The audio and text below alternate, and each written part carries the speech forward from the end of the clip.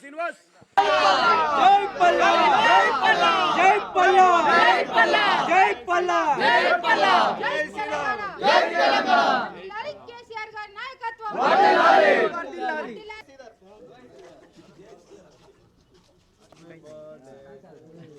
Photo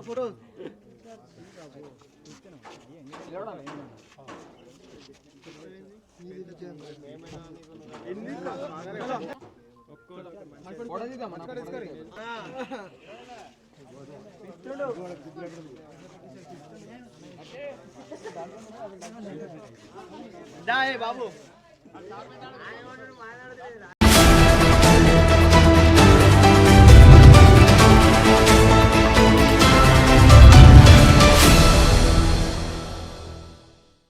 Cheriyal municipal ఎన్నికల్లో భాగంగా 10వ వార్డు మేడిశెట్టి ఉమా శ్రీధర్ గెలుపొందిన అభ్యర్థి మనతో ఉన్నారు. వారితో మాట్లాడే ప్రయత్నం. అన్న చెప్పండి, 10వ వార్డు ప్రజలకు ఏం చెప్తారు? ఓవరాల్గా చేర్యాల పట్టణంలో 7 బీఆర్ఎస్ సీట్లు గెలిచినాయి, ఏం చెప్తే ఎట్లా వస్తారన్న?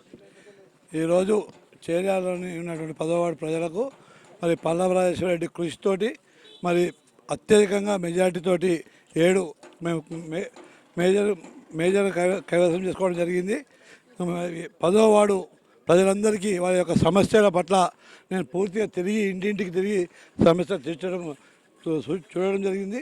వారి యొక్క సమస్యలను వెంటనే పరిష్కరించేందుకు కూడా నా వల్ల కృషితో నేను చేయగలుగుతా, లేకపోతే ఎమ్మెల్యే దృష్టికి తీసుకెళ్ళి వారి యొక్క సమస్యలను పరిష్కరించేందుకు నేను ముందుకు సాగాలని 24 hours నేను ఈ యొక్క 10వ వార్డు ప్రజలకు అంకిత భావంతో పనిచేస్తా అని చెప్పి ఈ మీడియా ప్రకంగా నేను తెలియజేస్తున్నాను.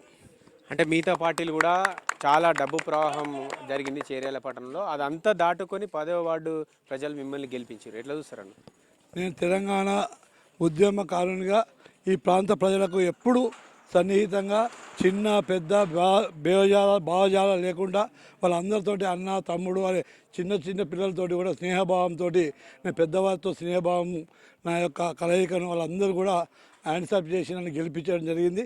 ప్రతి ఒక్కరూ ఈ చేర్యాల ప్రజలందరూ కూడా నన్ను గెలవాలని చెప్పి కోరుకోవడం జరిగింది.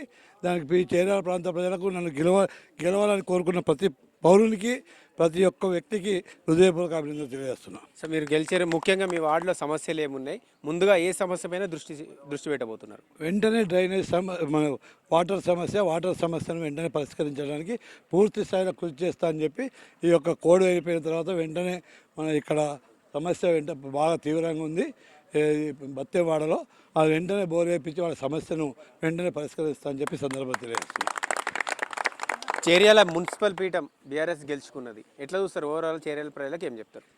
తెలంగాణ రాష్ట్రం సిద్దిపేట తర్వాత చేర్యాలనే పురిటిగడ్డ, తెలంగాణ ఉద్యమగడ్డ. ఇది తెలంగాణ ఉద్యమ బిడ్డను నేను.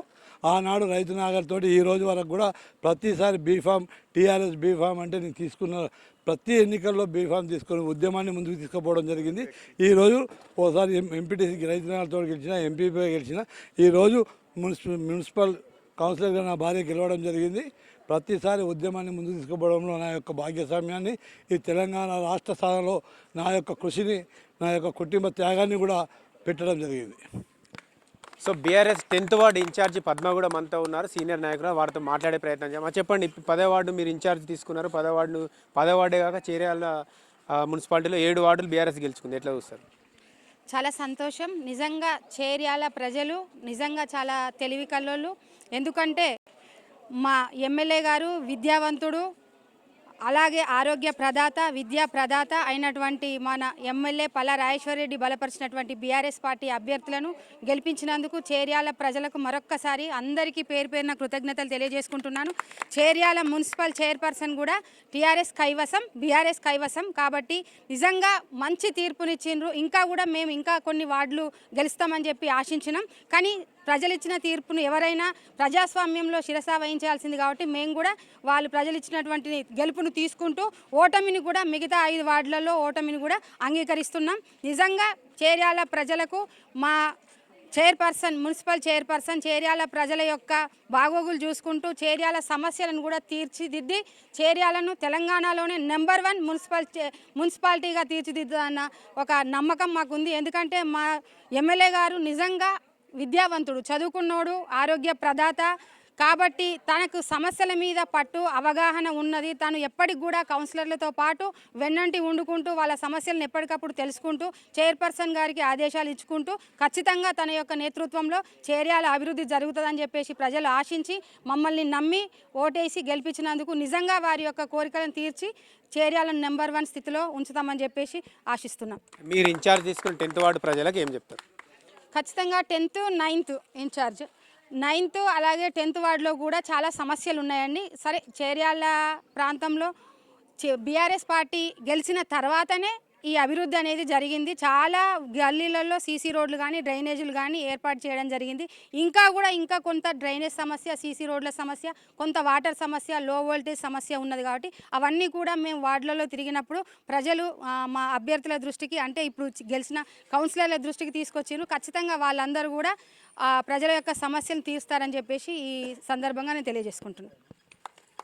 సో 10వ వార్డు గెలిచిన అభ్యర్థి అయితే చెప్తున్నారు, మా వార్డులో ముఖ్యంగా డ్రైనేజ్ సమస్య ఉంది, అట్లాగే మంచినీటి సమస్య ఉంది. ప్రధానంగా మంచినీటి సమస్య దృష్టి పెట్టి ఈ ఎలక్షన్ కోడ్ అయిపోగానే కాలనీలో బోరు వేసి మంచినీటి సమస్యను పరిష్కరిస్తా అని చెప్పి అట్లాగే చేర్యాల 7 స్థానాలు గెలిచిన ప్రజలందరూ కూడా కృతజ్ఞతలు తెలియజేస్తున్నారు.